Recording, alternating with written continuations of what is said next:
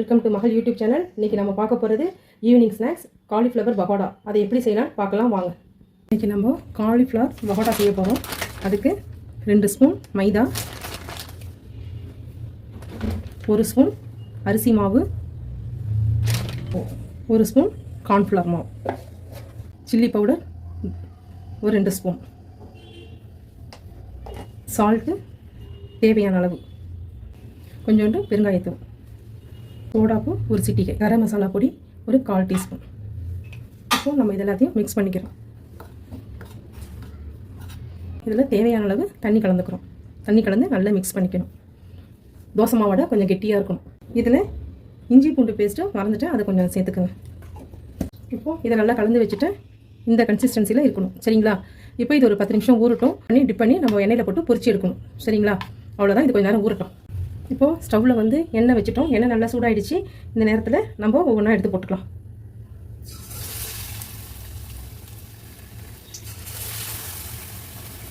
உங்களுக்கு மாவு கொஞ்சம் தண்ணியாக இருக்கிற மாதிரி இருந்தால் நீங்கள் கொஞ்சம் மாவு கலந்துக்குங்க. மைதா மாவும் அரிசி மாவும் கலந்துக்குங்க. அவ்வளோதான். சாப்பிட ரொம்ப நல்லாயிருக்கும். பசங்க ஸ்கூலுக்கு விட்டு வந்தாலும் இது செஞ்சு கொடுக்கலாம்.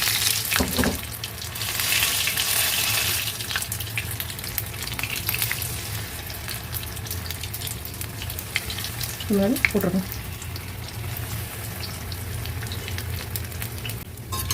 இப்போ நல்லா ரோஸ்ட் ஆகுது பாருங்க. இந்த இடத்துல நம்ம கொஞ்சம் திருப்பி போட்டுக்கலாம்.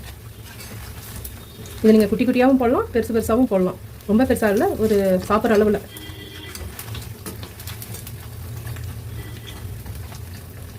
கொஞ்சம் சிம்லேயே வச்சுக்கிங்க, ஏன்னா ரொம்ப அப்புறம் கருத்து போயிடும்.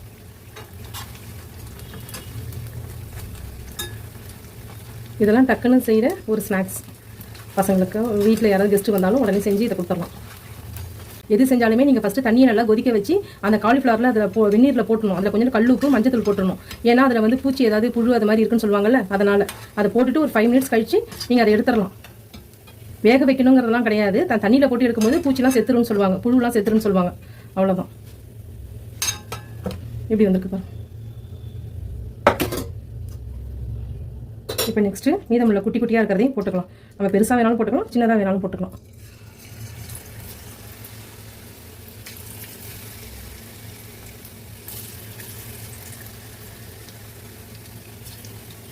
இப்போ நம்ம திருப்பி போட்டுக்கலாம். இப்போ அவ்வளோதான், எல்லாத்தையும் எடுத்துட்டோம். இப்போது காலிஃப்ளவர் பகோடா ரெடி ஆகிடுச்சு.